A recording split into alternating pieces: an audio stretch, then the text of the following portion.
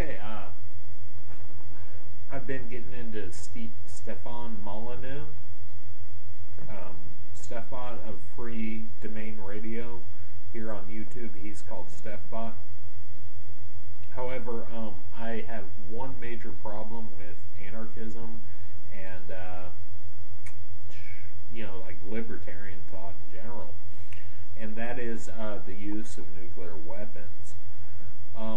Because recently there was an article in the news that a truck driver had had done the research to build a nuclear bomb. I mean, so basically you could have people building nuclear weapons, or even a private company, or individuals that could form together and fund a nuclear bomb. Say Christian fundamentalists want to bring about the second coming, and they form in a group, they donate funds, and they build nuclear weapons secretly, maybe not secretly.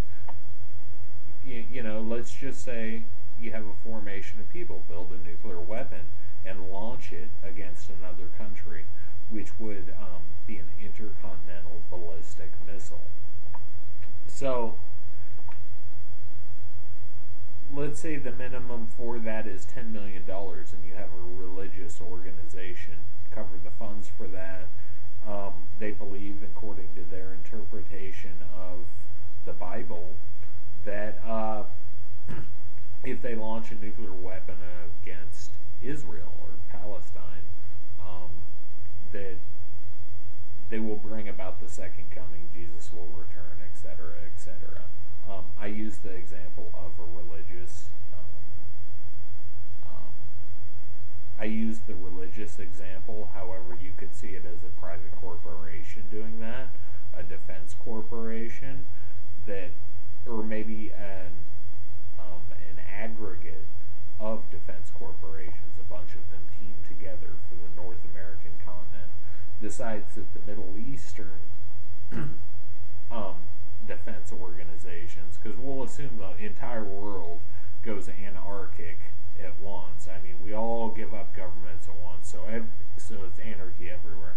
Although I don't think governments are going to be given up in the third world anytime soon when they're already ran by fucking dictators, which I understand we have corporate dictators of a type, but on the other hand, they can't go overboard.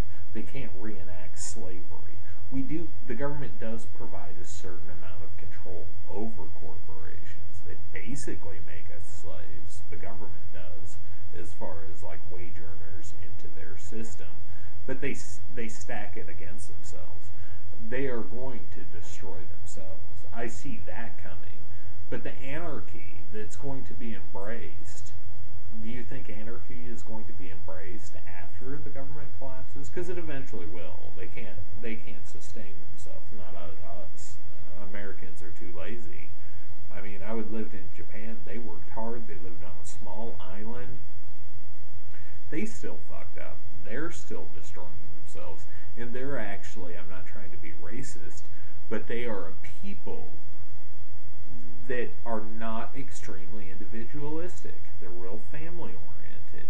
I mean, they take care of their children. Their children live with them into their mid-20s. Their children depend on them for support. It's not like here where you're turned loose at 18.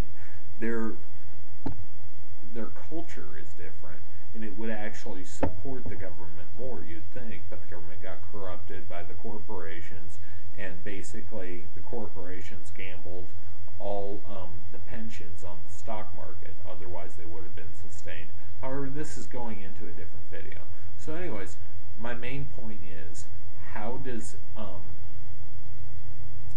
libertarian thought and anarchy philosophy deal with nuclear weapons? Because this is a very real problem. It takes a physics degree, and you can basically, maybe not a physics degree, maybe a doctorate, I don't know, but with a certain amount of knowledge, you can discover on your own how to build a nuclear weapon.